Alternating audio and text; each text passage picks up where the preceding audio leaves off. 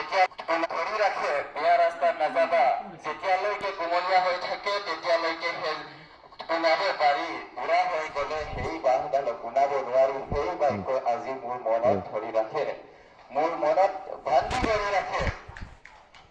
বাইদেৱে যিবিলাক কথা কয়, অকল বাইদেউ বুলি নহয়, যিকোনো এটা বিদ্যালয়, যিকোনো এটা মহাবিদ্যালয়ৰ শিক্ষাগুৰুৱে এজন ভগৱান, এটা ভগৱান হয়।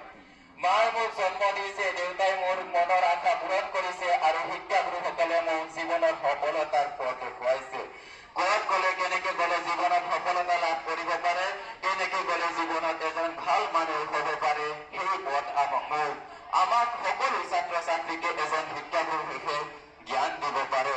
সন্মানীয় শিক্ষাগুৰুসকল, আপোনালোকৰ সেই জ্ঞানে, সেই দিয়া শিক্ষা জ্ঞানবিলাকে মোক আজি এই মঞ্চত আকৌ এবাৰ থিয় হৈ আপোনালোকৰ আগত মোৰ মনৰ ভাৱ প্ৰকাশ কৰিবলৈ সাহস দিছে।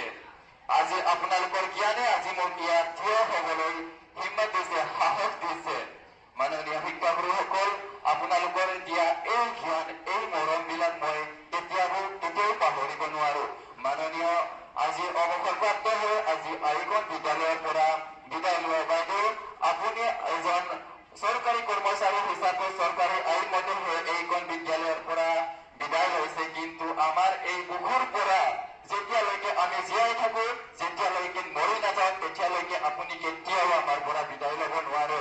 অকল মোৰ পৰাই নহয়, অকল ষ্টুডেণ্টৰ পৰাই নহয়, সকলো শিক্ষাৰ্থী সকলোৰে পৰা আপুনি কেতিয়াও বিদায় ল'ব নোৱাৰে।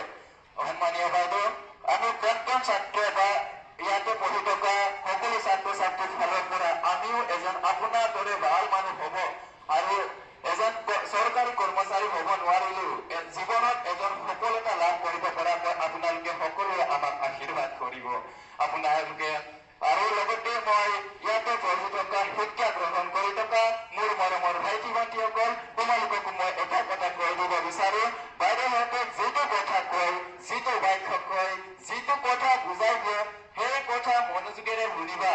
বাইদেউহঁতে যিটো কথা ক'লে প্ৰত্যেকটো শব্দ, প্ৰত্যেকটো কথাই আজি আমাক প্ৰমাণ কৰি দেখুৱাইছে। প্ৰমাণ দেখুৱাই কিনিহে এৰিছে, এতিয়ালৈকে কিন্তু প্ৰমাণ দেখুৱাই আছে। এতিয়ালৈকে সকলো কথা যিমানখিনি ছাৰ বাইদেউহঁতে কথা ক'লে তাত 99.9% আমাক প্ৰমাণ দেখুৱাইছে যে বাইদেউহঁতৰ ছাৰহঁতৰ কথা কোৱাৰ কোনো এটা অদৰকাৰী কথা এটাও নকয় বুলি আমাক প্ৰমাণ দেখুৱাইছে।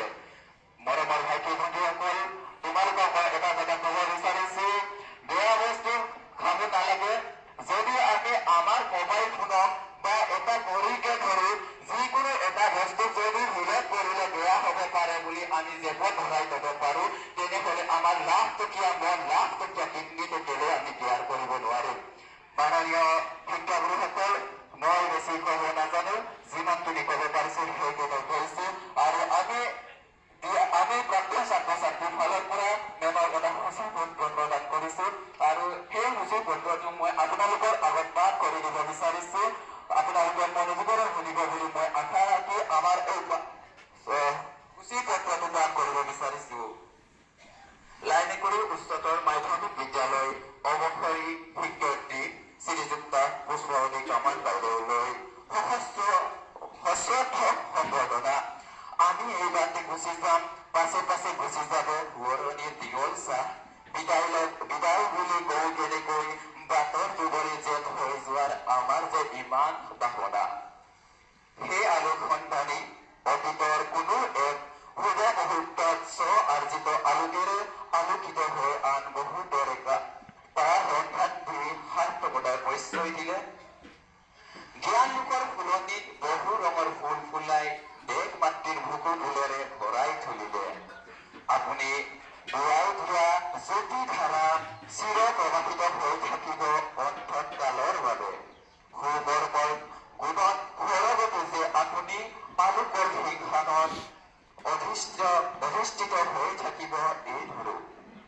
হে চিৰ নমস্য গুৰু, সহস্ৰজনৰ পোহৰ বিলাই অঞ্চলবাসীৰ লগতে দেশ আৰু স্বজাতিক আগুৱাই নিয়া আপুনি এক হিৰণ্ময় জ্যোতিষ্ক, এচেৰেঙা উজ্জ্বল ৰদালি।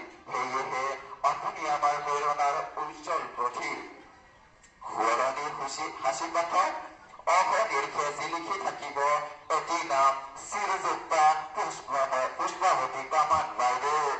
হে মহান, আপোনাৰ কৰ্মৰ উপমা আপুনি নিজেহে। এখনি সম্বৰ্ধনা পত্ৰৰে আপোনাৰ নিষ্ঠা ত্যাগ আৰু মহান কৰ্মৰ স্বীকৃতি দিয়াৰ সাধ্য আমাৰ নাই।